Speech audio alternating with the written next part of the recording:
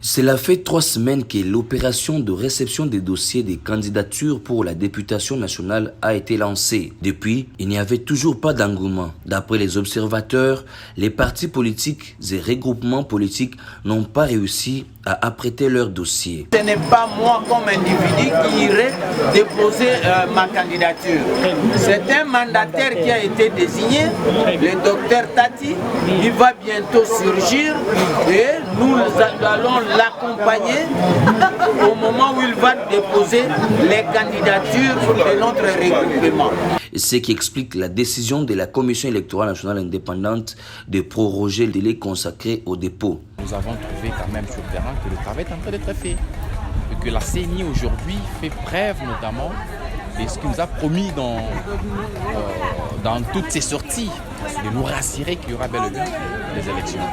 Et je crois que nous sommes optimistes, nous croyons à ce que la CENI nous a dit. Et dès aujourd'hui, nous nous mettons au travail. Quand je dis nous mettons au travail, ce n'est pas que nous commençons maintenant, puisque nous avons déjà commencé depuis longtemps.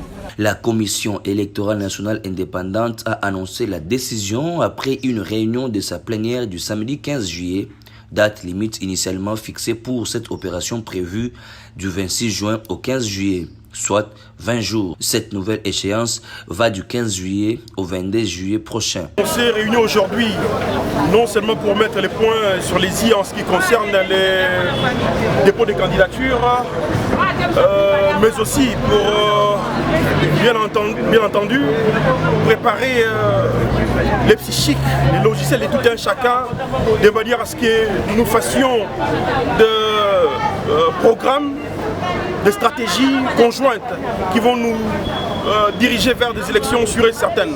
La Commission électorale nationale indépendante rapporte qu'au cours des 2 premières semaines, les bureaux de réception et traitement des candidatures n'ont pas connu d'engouement.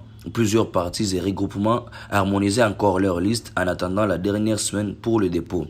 Et nous avons aligné plus de 450 candidatures.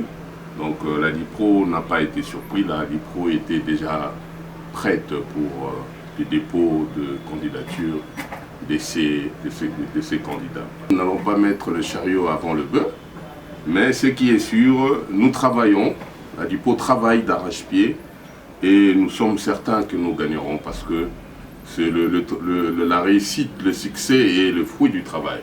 Pour alléger les tâches, la CENI propose aux candidats de scanner les formulaires et les envoyer par voie électronique à leurs mandataires au niveau de chaque circonscription électorale pour permettre le dépôt du dossier. Seuls les titres académiques sont soumis à la certification conforme.